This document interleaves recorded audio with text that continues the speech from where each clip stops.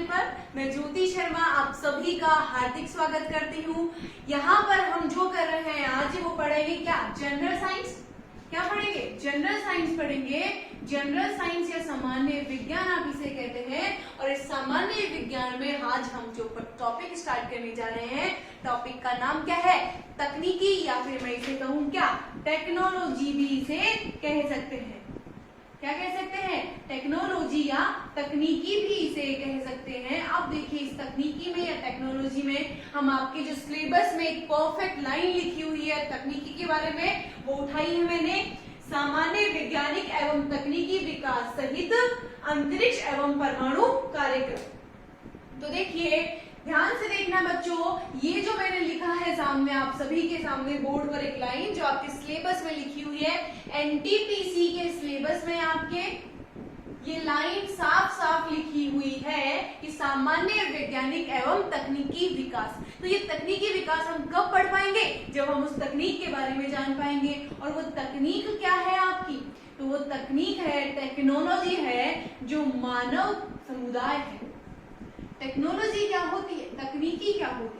तकनीकी होती है जो मानव समुदाय की हेल्प करने में काम हो, सहायता करने में काम हो, या फिर हम कह सकते हैं कि मानव के जीवन जीने की जो पद्धति है उस पद्धति को अगर सुचारू रूप से चलाने में सहायक कोई हो, विज्ञान हो, उस विज्ञान की शाखा को क्या कहते हैं? हम तकनीकी कहते हैं, टेक्नोलॉजी कहते हैं। मतलब उद्देश्य क्या है इसका? उद्देश्य यह है कि मानव की सहायता करना, लेकिन किसमें? भाई एक तो होते हैं आपके अच्छे काम, एक होते हैं बुरे काम। हैकिंग भी होती है, टेक्नोलॉजी में ही शामिल होती है वो, लेकिन हैकिंग के भी एक एथिकल हैकिंग होती है, एक नॉन एथिकल हैकिंग होती है। मतलब हैकिंग के भी दो अलग अलग पार्ट होते हैं। तो इस तकनीकी में कुछ दो चीजें होती है, एक नेगेटिव साइड होती है, एक पॉजिटिव साइड होती है। लेकिन मानव की जो जीवन जीने की सुचारू पद्धति है उसको बनाए रखना, या फिर हम कहें कि सकारात्मक रूप से जो आपका मानव का जीवन है उसमें सहायता प्रदान करना, टेक्नोलॉजी वह शाखा है किसकी? विज्ञान की। ये समझ में आ गया सभी को? अब देखेंगे कि हम कौन कौन सी तकनीकों के बारे में अध्ययन करेंगे। तो सबसे पहले देखिए उसने बोला है अंतरिक्ष एवं परमाणु कार्यक्रम। तो सबसे पहले किसके बारे में पढ़ेंगे हम? अंतरिक्ष प्रौद्योगिकी, या आपकी कौन सी तकनीक? अंतरिक्ष तकनीक के बारे में पढ़ेंगे, स्पेस टेक्नोलॉजी के बारे में पढ़ेंगे। उसके पश्चात हम पढ़ेंगे आपकी परमाणु प्रौद्योगिकी, या इस परमाणु प्रौद्योगिकी किसके अंतर्गत आती है? ये आपकी ये परमाणु तकनीकी या परमाणु प्रौद्योगिकी है। ये परमाणु प्रौद्योगिकी आपकी डिफेंस टेक्नोलॉजी के अंतर्गत आती है। किसमें आती है? डिफेंस, या से मैं बोलूं रक्षा प्रौद्योगिकी। किसके अंतर्गत आती है? रक्षा प्रौद्योगिकी के अंतर्गत आती है ये आपकी। और इसमें ध्यान से देखिएगा, अगर ये रक्षा प्रौद्योगिकी में आती है परमाणु प्रौद्योगिकी, तो ये दो तो आपकी इसमें साफ साफ लिखी है, लेकिन इसमें सामान्य तकनीकी विकास और लिखा है। क्या लिखा है? सामान्य तकनीकी विकास। तो सामान्य तकनीकी विकास के अगले चरण में हम जो तकनीकों के बारे में पढ़ेंगे उसमें एक आती है आपकी बायोटेक्नोलॉजी। क्या आती है? बायोटेक्नोलॉजी आती है आपके, बायो प्रौद्योगिकी आती है। अगली जो प्रौद्योगिकी है उसका नाम क्या है? Nano technology. क्या नाम है? नैनो टेक्नोलॉजी नाम है। ये मैं टेक्नोलॉजी की शाखाएं बता रही हूँ आप सभी को कि तकनीक के किन कौन कौन से भाग होते हैं, ठीक है। उसके पश्चात एक और तकनीक है, नाम है उसका information and communication technology. Information and communication technology उसका नाम है, ठीक है। तो अब देखिए बच्चों ध्यान से देखिएगा, यहाँ पे ये इंफॉर्मेशन एंड कम्युनिकेशन टेक्नोलॉजी जो है, तीन टेक्नोलॉजी आपके सामान्य तकनीकी विकास के अंतर्गत हम पढ़ेंगे। उसके अतिरिक्त ये जो दो तकनीकें हैं, स्पेस टेक्नोलॉजी और डिफेंस टेक्नोलॉजी, इनका पूरा कार्यक्रम पढ़ेंगे कि इनकी शुरुआत कहां से हुई, इनकी शुरुआत हमने कहां से की। इसके पश्चात देखेंगे कि वर्तमान परिदृश्य क्या है, वर्तमान में क्या चर्चा में है, किस प्रकार से चर्चा में है, भारत के कौन कौन से अंतरिक्ष यान है, कौन कौन से उपग्रह हैं भारत के, वो सब हम पढ़ेंगे, ठीक है। तो देखिए हम अभी जो टॉपिक उठा रहे हैं उसका नाम क्या है? Space technology. इन पांचों प्रकार की प्रौद्योगिकियों में से मैं जो टॉपिक ले रही हूँ आपके पास, वो टॉपिक कौन सा है? टॉपिक का नाम क्या है आपके? स्पेस टेक्नोलॉजी, अंतरिक्ष प्रौद्योगिकी। ठीक है, तो स्टार्ट करते हैं, हम आ जाइए। 5 प्रकार की टेक्नोलॉजीज में से पहली टेक्नोलॉजी हम ले रहे हैं, उसका नाम क्या है? Space technology. ठीक है, देखिए स्पेस टेक्नोलॉजी जो है हमारी अंतरिक्ष प्रौद्योगिकी, उस अंतरिक्ष प्रौद्योगिकी की शुरुआत भी पढ़ेंगे हम कि स्टार्टिंग कहां से हुई, भारत का पहला उपग्रह कौन सा था ये भी देखेंगे हम। तो देखिए अंतरिक्ष प्रौद्योगिकी हम पढ़ रहे हैं, अंतरिक्ष प्रौद्योगिकी हम पढ़ रहे हैं, और इस अंतरिक्ष प्रौद्योगिकी में, या फिर मैं इसे कहूं स्पेस टेक्नोलॉजी, क्या स्पेस टेक्नोलॉजी भी इसे कह सकते हैं। इसमें 3 पार्ट शामिल होते हैं। 3 पार्ट कौन कौन से शामिल होते हैं? पहला होता है सैटेलाइट, इसे आप क्या कहते हो? हिंदी में उपग्रह भी कहते हो। ठीक है, दूसरा जो पार्ट होता है इसमें उन्हें कहते हैं हम रॉकेट, या फिर इन्हें कहते हैं लॉन्चिंग व्हीकल, या फिर इन्हें क्या कहते हैं? उपग्रह यान। हिंदी में बोलूं तो उपग्रह यान या प्रक्षेपण यान भी इन्हें कहते हैं। उपग्रह यान या प्रक्षेपण यान भी इन्हें कहा जाता है। रॉकेट के बारे में पढ़ेंगे। जो थर्ड है अपना, उस थर्ड का नाम क्या है? तीसरा पार्ट है अंतरिक्ष प्रौद्योगिकी में, स्पेस टेक्नोलॉजी में 3 पार्ट करे हैं मैंने। पहला है सैटेलाइट उपग्रह वाला, दूसरा है रॉकेट उपग्रह प्रक्षेपण यान वाला, उसके पश्चात देखिए तीसरा पार्ट है नेविगेशन का। किसका है? नेविगेशन का पार्ट है। अब देखिए हम किस प्रकार से पढ़ेंगे इस अंतरिक्ष प्रौद्योगिकी को। जो पढ़ने का तरीका है मैं बिल्कुल आपके सिलेबस के हिसाब से चलूंगी, क्योंकि आपकी परीक्षा को ज्यादा दिन नहीं बचे हैं, तो हम इधर उधर की बातों में वक्त जाया नहीं करेंगे हमारा, और जो आपके सिलेबस में जो मेन पॉइंट लिखा है उसी पर जाएंगे। ठीक है, सिलेबस में आपके लिखा है कि सामान्य अंतरिक्ष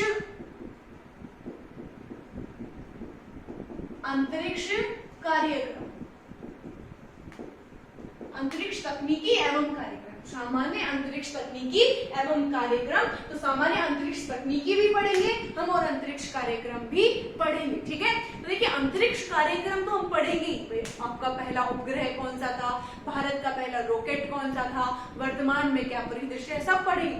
उससे पहले क्या पढ़ना जरूरी है? कुछ बेसिक भी तो जानकारी चाहिए आपको। भाई वो कब समझ में आएगा? जब उसका आधार समझ में आएगा। उस आधार में देखिए आज हम जो टॉपिक ले रहे हैं उसका नाम क्या है? सैटेलाइट नाम है उसका, उपग्रह नाम है। अब देखिए इस सैटेलाइट वाले टॉपिक में, उपग्रह वाले टॉपिक में मैं आपको बताऊंगी कि उपग्रह जो है वो कहाँ छोड़े जाते हैं। उससे पहले जो जानकारी लेनी है हमें वो ये लेनी है कि उपग्रह होते क्या है। ये भी तो जानकारी होनी चाहिए कि उपग्रह क्या होते हैं। तो उपग्रह वो होते हैं जो ग्रह के चारों ओर चक्कर लगाते हैं, ग्रह के चारों ओर चक्कर लगाने वाले पिंड, ग्रह के चारों ओर चक्कर लगाने वाले पिंड,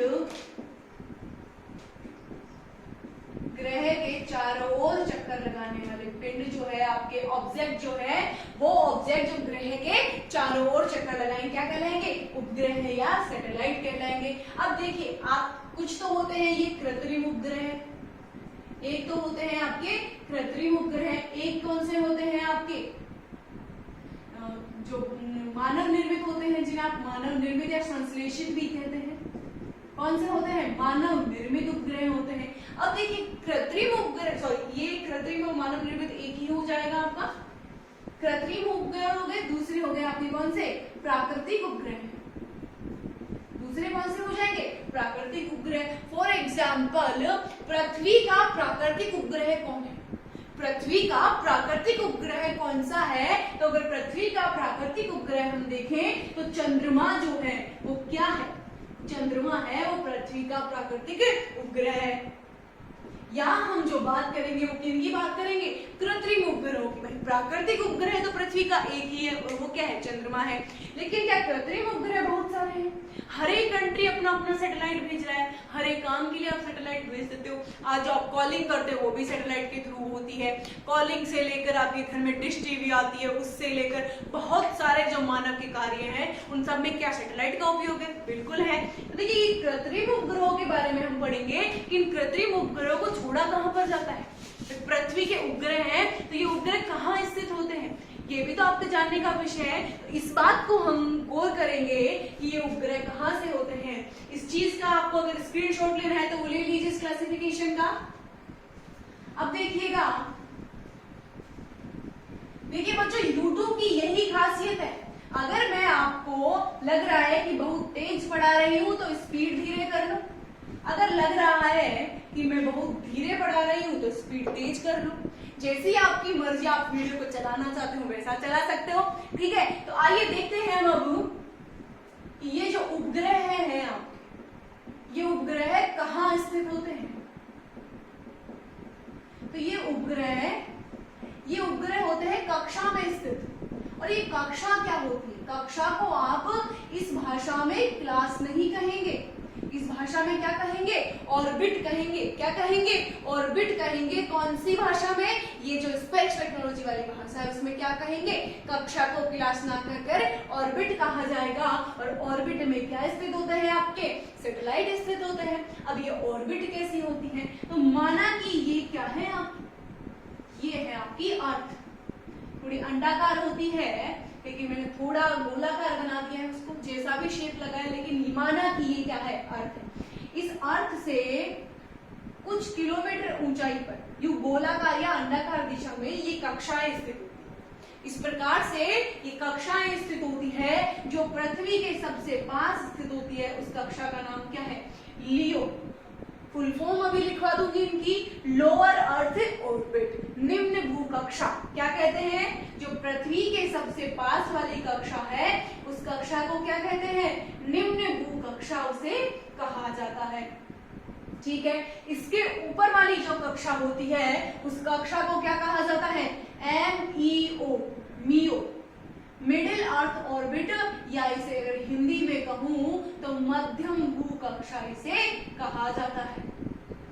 क्या कहा जाता है? मध्यम भू कक्षा कहा जाता है। उसके पश्चात जो इसके ऊपर कक्षा आती है उसे क्या कहते हैं? HEO, हाईली अर्थ ऑर्बिट इसे कहा जाता है। क्या इसे अगर मैं हिंदी में लिखूं तो क्या कहेंगे? उच्च भू कक्षा। क्या कहेंगे? उच्च भू कक्षा इसे कहेंगे। तो देखिए बच्चों, मैंने यहाँ पर आप सभी के लिए अर्थ की 3 भिन्न भिन्न कक्षाएं या पृथ्वी के 3 भिन्न भिन्न कक्षाएं आपके लिए बना दी है। अब इसका नाम है लियो, इसे कहेंगे लोअर अर्थ ऑर्बिट। इंग्लिश में भी लिख देती हूँ, अगर कोई इंग्लिश मीडियम वाला हो तो वो देख लीजिएगा। लोअर अर्थ ऑर्बिट इसे कहते हैं। मियो को कहते हैं आप मीडियम अर्थ ऑर्बिट। ईओ का मतलब समझ जाएंगे आप। एच को उससे क्या हो जाएगा? Highly earth orbit. ठीक है, ये 3 प्रकार की कक्षाएं होती हैं। अब इन कक्षाओं में क्या होता है तो देखिएगा, इन कक्षाओं में आपके सैटेलाइट चक्कर लगाते हैं। क्या करते हैं? सैटेलाइट इन कक्षाओं में चक्कर लगाते हैं। सैटेलाइट क्या करते हैं? चक्कर लगाते हैं, इन कक्षाओं में चक्कर लगाते हैं ये सैटेलाइट। अब देखिए, मान लीजिए कोई सैटेलाइट अगर इस कक्षा में चक्कर लगा रहा है तो सैटेलाइट का नाम अलग होगा। अगर वो निम्न भू कक्षा में चक्कर लगा रहा है तो वो कौन सा सैटेलाइट होगा? सुदूर संवेदी उपग्रह है। कौन सा सैटेलाइट होगा? सुदूर संवेदी उपग्रह उसका नाम होगा। इंग्लिश में अगर बोले तो इसका नाम क्या होगा? Remote sensing satellite. इंग्लिश में मैं लिख दूं इसका नाम तो वो क्या हो जाएगा? Remote sensing satellite. ठीक है, रिमोट सेंसिंग सैटेलाइट हो जाएगा। जो लियो में निम्न भूकक्षा में चक्कर काटेगा, वह सैटेलाइट जो MEO मध्यम भूकक्षा में चक्कर काटेगा उसे हम कहेंगे नेविगेशन सैटेलाइट। उसे हम क्या कहेंगे? नेविगेशन सैटेलाइट कहेंगे। ये सारे के सारे कृत्रिम सैटेलाइट जहां पर स्थित होते हैं उनकी बात कर रही हूं मैं। उसके पश्चात देखिएगा, जो HEO उच्च भू कक्षा में चक्कर काटेगा उस सैटेलाइट को हम कहेंगे भू स्थिर सैटेलाइट, भू स्थिर उपग्रह है। अब आप सभी ये बात भी सोच रहे होंगे आप सभी लोग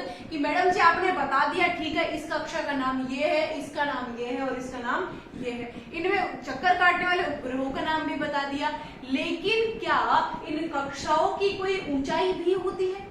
यही सोच रहे हो ना आप कि इन कक्षाओं की क्या कोई ऊंचाई भी होती है क्या? तो हाँ, बिल्कुल इन कक्षाओं की ऊंचाई होती है। इस कक्षा की ऊंचाई होती है 500 से लेकर के 1500 किलोमीटर तक। और ये ऊंचाई कहां से है? ये ऊंचाई है पृथ्वी के धरातल से। कहां से है ये ऊंचाई? पृथ्वी के धरातल से है ये ऊंचाई। जो लियो की ऊंचाई है वो कितनी है? 500 से 1500 किलोमीटर तक इसकी ऊंचाई है। अब बात आती है किसकी? MEO मध्यम भूकक्षा की। तो इसकी ऊंचाई होती है 5000 से 12000 किलोमीटर तक। ठीक है, ये दो कक्षाओं की ऊंचाई हो गई, LEO की हो गई और MEO की हो गई। निम्न भूकक्षा, मध्यम भूकक्षा। अब बात आती है उच्च भूकक्षा और इसकी ऊंचाई होती है 36000 किलोमीटर।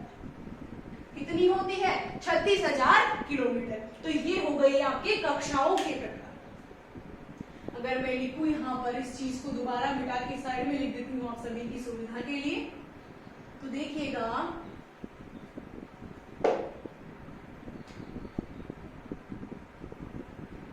यहाँ पर देखिए उपग्रह कहाँ चक्कर काटते हैं? उपग्रह जो है वो कक्षा में चक्कर काटते हैं और उस कक्षा को क्या कहते हैं? ऑर्बिट कहा जाता है। ये पृथ्वी के चारों ओर स्थित एक वृत्ताकार या अंडाकार पथ होता है। ठीक है, अब ये जो बात करी है हमने, किसकी बात करी है? कक्षा के प्रकार की बात करी है कि कक्षा के भी क्या कोई प्रकार होते हैं? क्या उस ऑर्बिट के भी कुछ टाइप्स होते हैं? तो बिल्कुल होते हैं। 3 टाइप के ऑर्बिट बता दिए मैंने आपको, LEO, MEO और HEO, और तीनों के बारे में हमने विस्तार पूर्वक जानकारी भी ले ली। ठीक है, तो अगर जो बच्चे इसका स्क्रीनशॉट लेना चाहते हैं वो ले लीजिए फटाफट से। आगे बढ़ते हैं हम। ये बात हो गई हमारी किसकी? ये बात हो गई हमारी आपके सामान्य जो कक्षाओं के प्रकार हैं उसकी बात हो गई है। ठीक है, अब देखते हैं हम आगे वाला टॉपिक देखते हैं। ये हो गया कक्षाएं, आपकी जितनी भी कक्षाओं के बारे में हमें पढ़ना था, कक्षा के प्रकार क्या क्या होते हैं वो सब हमने देखा।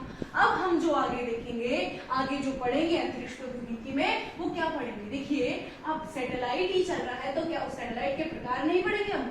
ये तो हमने देखा कि सैटेलाइट कहाँ कहाँ गति करता है, कहाँ चक्कर लगाता है, ये सब देखा। अब हम पढ़ेंगे कि सैटेलाइट कितने प्रकार के होते हैं, कृत्रिम सैटेलाइट कितने प्रकार। ठीक है, तो कक्षाओं के आधार पर हमने 2 प्रकार के सैटेलाइट देखे थे।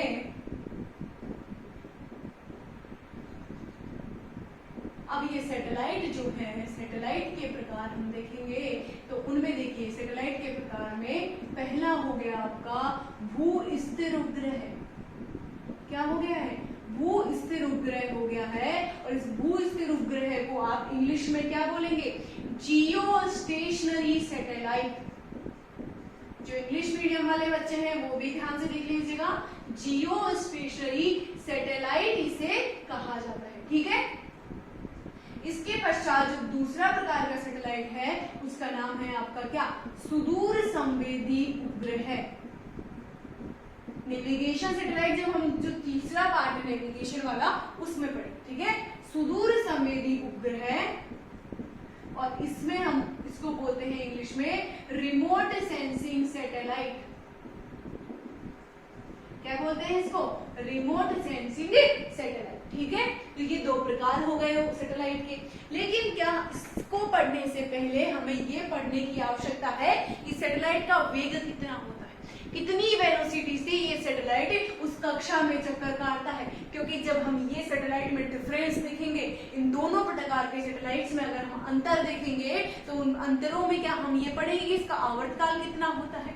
तो हमें एक इसके बारे में पढ़ना है, आवर्तकाल के बारे में पढ़ना है कि ये आवर्तकाल रिवोल्यूशनरी पीरियड या परिक्रमण काल क्या होता है। ठीक है, दूसरा पढ़ना है इसकी कक्षीय चाल कितनी होती है, ऑर्बिटल वेलोसिटी कितनी होती है किसकी? सैटेलाइट की, उसके बारे में पढ़ना है। ठीक है, उसके पश्चात हम देखेंगे कक्षीय चाल के पश्चात हम देखेंगे कि इस उपग्रह का आवर्तकाल, कक्षीय चाल के बारे में पढ़ेंगे। उसके बारे में क्या पलायन वेग भी होता है, क्या कुछ एस्केप वेलोसिटी भी होती है, जी बिल्कुल होती है। तो इन तीन तथ्यों के बारे में जब हम पढ़ेंगे, और यहाँ से ऐसा नहीं है प्रश्न नहीं आते हैं, बिल्कुल आते हैं, पूछे जाते हैं। कक्षीय चाल और पलायन वेग में संबंध, जो रिलेशन है आपका ऑर्बिटल वेलोसिटी और एस्केप वेलोसिटी के मध्य, उसमें से प्रश्न कई बार आपके पूछे जा चुके हैं। रेलवे के एग्जाम हो चाहे एसएससी का एग्जाम हो, सब में ये क्वेश्चन पूछे जाते हैं। ठीक है, तो अब देखिएगा यहाँ पर आगे हम जो पढ़ेंगे वो पढ़ेंगे कि उपग्रह का परिक्रमण काल। तो हेडिंग डाल लीजिएगा सभी लोग, उपग्रह का परिक्रमण काल, और उसके बारे में हम पढ़ेंगे। ठीक है, और परिक्रमण काल को हम क्या कहते हैं? उपग्रह का परिक्रमण काल। दूसरे शब्दों में कहें तो इसे क्या कहेंगे? आवर्त काल। ठीक है, और अगर इसको इंग्लिश में बोले तो इसे क्या हो बोलेंगे? रिवोल्यूशनरी पीरियड, टाइम पीरियड भी बोल सकते हैं आप इस। ठीक है, रिवोल्यूशनरी से पीरियड इसे कहा जाता है। अब देखिए परिक्रमण काल या आवर्त काल क्या होता है। मान लीजिए ये कोई कक्षा है, ये क्या है? कोई आपकी ऑर्बिट है, ये कक्षा है, और इस कक्षा में ये गति कर रहा है, तो हम इस कक्षा को ऑलमोस्ट वर्ताकार मान के चलते हैं। क्या मान के चलते हैं? आपके सर्कुलर आप इसको मान के चलते हैं, वृत्ताकार मान के चलते हैं। तो आपके मान लीजिए समय किससे निकालते हैं? समय निकालने का जो आपका नॉर्मल फॉर्मूला है वो क्या है? दूरी बटा चाल। इसी से आप समय निकालते हैं, समय बराबर दूरी बटा चाल, यही फॉर्मूला है आपका। अब देखिए इस फॉर्मूले को मैं इस आवर्त काल को निकालने के लिए यूज करूंगी, तो उसमें देखिएगा ध्यान से बच्चों, समय बराबर दूरी बटा चाल है। यहाँ समय क्या है? अपना आवर्त काल है, परिक्रमण काल है, और दूरी क्या हो जाएगी? दूरी हो जाएगी कि ये एक चक्कर कितनी दूरी में पूरी करता है। ठीक है, कक्षा को मैं क्या मान रही हूँ? वृत्ताकार मान रही हूँ, और ये आवर्त काल क्या हो जाएगा? उसे एक वृत्ताकार कक्षा को पूरा करने में लिया गया समय। ये दूरी क्या हो जाएगी? अगर वृत्त की बात करते हैं तो वृत्त की परिधि क्या हो जाएगी? आपकी कक्षा हो जाएगी। ठीक है, और ये जो चाल है, ये चाल कौन सी होगी? ये चाल होगी आपकी कक्षीय चाल, ऑर्बिटल वेलोसिटी। तो ये हो गया है क्या आपका? Time period. टाइम पीरियड हो गया। अगर मैं इसको यहां लिख देती हूँ दूसरे शब्दों में, आवर्त काल बराबर क्या हो जाएगा? कक्षा की दूरी अपॉन कक्षीय चाल। ये चीज समझ में आ गई सभी को? ठीक है, ये क्या हो गया है आपका?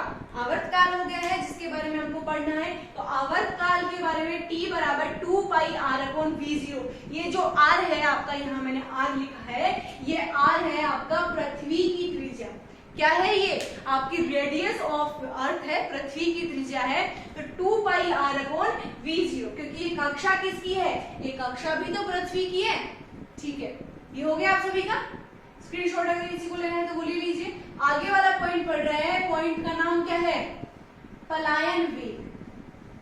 क्या कोई पलायन वेग भी होता है? पलायन वेग होता है तो क्या होता है? भाई आपने महाभारत के समय एक कथा सुनी होगी, और कथा का नाम क्या है? कि भीम ने एक हाथी को इतना तेज घुमा के फेंका कि वो आज दिन तक वापस नहीं आया। तो उसने किस वेग से फेंका कि वो वापस नहीं आया? वो होता है पलायन वेग। तो देखिए पलायन वेग के बारे में हम पढ़ रहे हैं। तो ये पलायन वेग क्या होता है? इस पलायन वेग को इंग्लिश में आप क्या कहते हैं? एस्केप वेलोसिटी कहा जाता है। क्या कहा जाता है? एस्केप वेलोसिटी कहा जाता है। अब इसके बारे में समझिएगा कि होता क्या है। पलायन वेग वह वेग है जिस वेग से अगर किसी वस्तु को फेंका जाए तो वो वापस लौट के पृथ्वी के गुरुत्वाकर्षण क्षेत्र में नहीं आती है। इसकी परिभाषा मैं आप सभी के सामने लिख देती हूं। जिस वेग से वस्तु को फेंकाने पर या प्रक्षेपित करने पर, प्रक्षेपित का मतलब फेंकाना ही होता है, वह वस्तु फेंकाना की तरह अंतरिक्ष की ओर फेंकाना है, ऊर्ध्वाधर पुनः लौटकर पृथ्वी के गुरुत्वाकर्षण में न आए, पृथ्वी के गुरुत्वाकर्षण में न आए।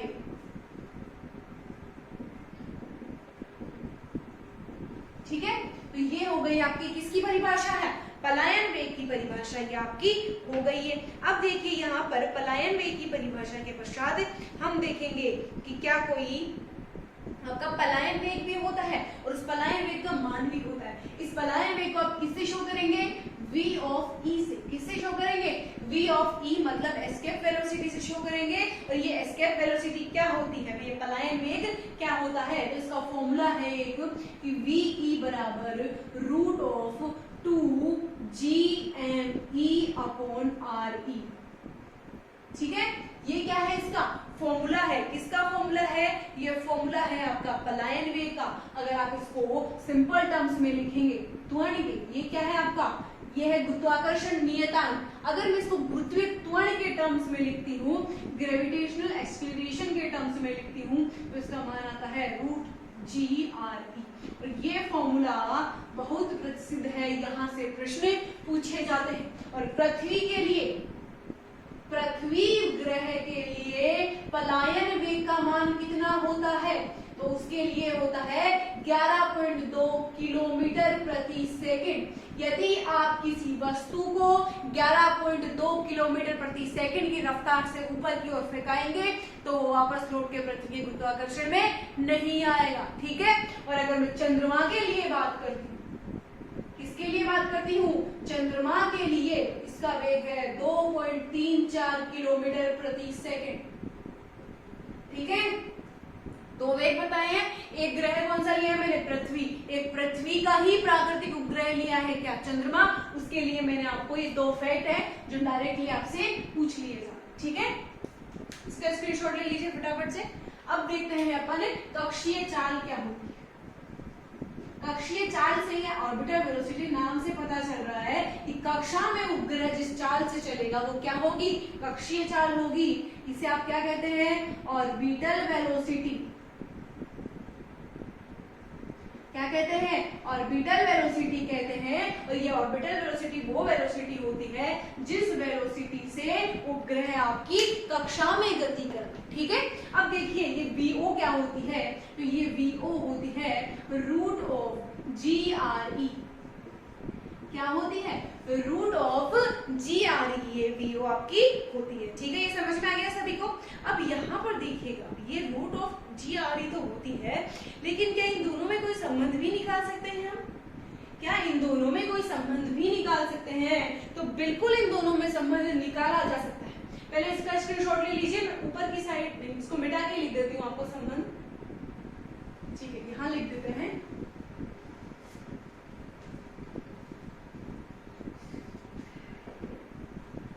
कक्षीय वेग एवं पलायन वेग के मध्य संबंध, वेग एवं पलायन वेग के मध्य संबंध।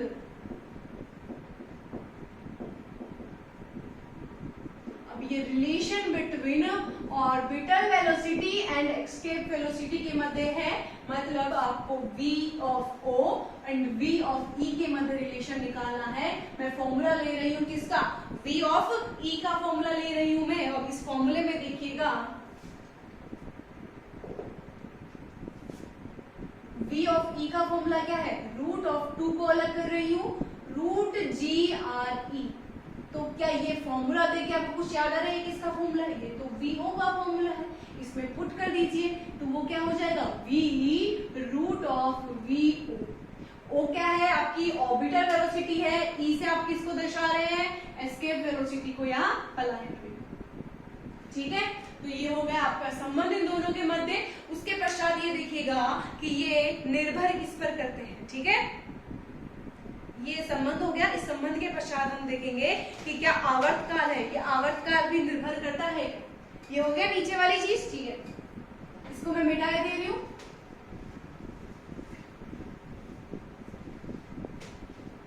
अब देखिएगा ये संबंध आपने निकाला, तो आवर्तकाल का फॉर्मूला क्या था हमारा, जो आवर्तकाल या रिवोल्यूशनरी पीरियड हमने पढ़ा था, टी पढ़ा था, आवर्तकाल परिक्रमण काल, उस टी का फॉर्मूला क्या था, उस उस टी का फॉर्मूला क्या यही था, 2 पाई r अपॉन, ये r स्मॉल ही है, ये मत सोचना कि ये कैपिटल आर है, ये स्मॉल आ रही है, r अपॉन ये क्या हो जाएगा यहाँ पर v ऑफ o, ठीक है। अब यहाँ पर v ऑफ o की वैल्यू मैं पुट कर रही हूं तो क्या हो जाएगा 2 पाई r upon root G R, यही था, ठीक है। अब इसको सॉल्व करते हैं तो क्या आ जाएगा आपके पास, इसको सॉल्व करते हैं तो 2 पाई r, और इस g को भी मैं ओपन कर देती हूँ, देखिए 2 पाई r और नीचे हो जाएगा रूट जी, सॉरी कैपिटल जी है, कौन सा जी है ये वाला, स्मॉल जी का मान क्या होता है, स्मॉल जी का मान होता है G M upon R square, ठीक है, यही मान होता है इसका, इसको इसमें पुट कर रही हूं मैं, तो ये क्या हो जाएगा जी, सॉरी ये फिर से स्मॉल लिख दिया है मैंने, capital G M upon R square into R, देखिए एक आर से कट जाएगा, बचा क्या ये आर ऊपर जाएगा तो क्या रूट ऑफ आर हो जाएगा, तो 2 pi R into root of R बच गया, नीचे क्या आ गया रूट ऑफ जी एम, ठीक है। तो यहाँ पर ये आर कितना हो गया, यहाँ पर ये आर हो गया है 3/2 upon root of G M. तो देखिए यहाँ से मैं एक फॉर्मूला लिख रही हूँ दोस्तों, जहां से सूत्र पूछे जाते हैं कि टी बराबर, ध्यान से देखिएगा इसको, t बराबर 2 पाई r की power 3/2 upon root of G M. तो यहाँ मैं t और r के मध्य संबंध निकालना चाहती हूँ, आवर्तकाल और त्रिज्या के मध्य संबंध निकालना चाहती हूँ, वो संबंध क्या होंगे, तो क्या मैं इसको t स्क्वायर समानुपाती r³ लिख सकती हूँ, जी बिल्कुल लिख सकते हैं। और ये वाला जो है ये आपका 5 स्टार वाला प्रश्न है, ये पूछा जा सकता है, सीधा सीधा स्टेटमेंट आता है कि आवर्तकाल त्रिज्या पर किस प्रकार से निर्भर करता है, ये टी स्क्वायर समानुपाती r³ होता है। अब यहाँ पर देखिए आवर्तकाल निर्भर और किन किन पर करता है, तो आवर्तकाल ग्रह के द्रव्यमान पर निर्भर करता है, किस पर निर्भर करता है, ग्रह के द्रव्यमान पर निर्भर करता है, लेकिन उपग्रह के द्रव्यमान पर निर्भर नहीं करता है। जो सैटेलाइट है उस, ये आवर्तकाल में सैटेलाइट का ही तो है, तो सैटेलाइट क्या द्रव्यमान पर निर्भर नहीं करेगा, जिस ग्रह के चारों ओर वो सैटेलाइट चक्कर लगाएगा उस ग्रह के द्रव्यमान पर निर्भर करेगा, ठीक है। तो देखिए आज जो हमने पढ़ा है वो पढ़ा है हमने जो बेसिक जानकारियां होती हैं स्पेस टेक्नोलॉजी में सैटेलाइट के बारे में, वो बेसिक जानकारियां हमने ली है। उसके पश्चात जो अगला लेक्चर होगा आप सभी का, उसमें हम पढ़ेंगे कि ये सैटेलाइट 2 प्रकार के मैंने आपको बताए थे, सैटेलाइट 2 प्रकार के बताए थे, एक भूस्थिर बताया था, एक बताया था रिमोट सेंसिंग। तो इन दोनों में अंतर देखेंगे, उसके पश्चात देखेंगे सैटेलाइट को कक्षा में छोड़ा किस प्रकार से जाता है, ठीक है, कक्षा में प्रक्षेपित किस प्रकार से किया जाता है सैटेलाइट को, उसके बारे में अध्ययन करेंगे, ठीक है। तो आज के लिए इतना ही, धन्यवाद। जुड़े रहिए study.com से, जहां पे आपकी हर सब्जेक्ट की क्लासेस होगी, आपको हर प्रकार का प्रश्न कराया जाएगा, आपकी पढ़ाई से जुड़ी जितनी भी समस्याएं हैं उनका निराकरण यहाँ पर करा जाएगा, ठीक है। तो आज के लिए मुझे इतना ही, धन्यवाद दीजिएगा, thank you very much, bye bye.